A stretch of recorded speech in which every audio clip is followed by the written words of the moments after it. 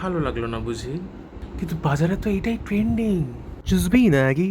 এই যে আগে আপনাকে মিষ্টির প্যাকেট, ক্যালেন্ডার, বাংলা ক্যালেন্ডার অবশ্যই, হালখাতা, পুজো দেওয়া, ছোট ছোট দোকান প্রতিষ্ঠানদের পাশে দাঁড়ানো, এইসব ছোটখাটো আনন্দের মধ্যে কিন্তু আমরা বেঁচেছিলাম। বাঙালি আনা বেঁচেছিল আমাদের মধ্যে।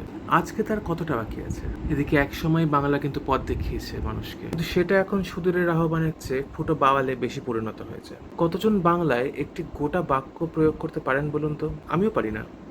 এক লাইনে বললাম, শুধু ওই দেখুন দেয়ারিটা আছে। বাঙালি রেস্টুরেন্টে গিয়ে খেতে হবে, বাঙালি পোশাক পরতে হবে, শাড়ি পাঞ্জাবি কেনার ধুম লেগে যায়, চৈত্র সেলের ভিড়ভাট্টা। অনেকে আবার সেটাও এড়িয়ে চলেন। old fashioned. 12 মাসে 13 পার্বণের আমাদের এই সমাজে হেন কোনো উৎসব নেই যেটা কিন্তু আমরা আপন করে নিই। তবে নবান্ন, চড়ক এরকম ধরনের উৎসবগুলোকেও কি বাদ দিয়ে দিইনি? নিজের কালচারটাকে বাদ দিলে যে আপনিই আনকালচার হয়ে গেলেন। নিজে এবং আপনার পরিবারের বাকি লোকজনদের বাংলায় কথা বলুন, বাংলা গান শোনান, বাংলায় বই পড়ার অভ্যেস করান এবং বাংলা কন্টেন্ট দেখুন। দেখবেন বাংলায় খিস্তি দিতে যেরকম মজা লাগে, অন্য বাকি সব দিকে বাংলাই আসলে সেরা।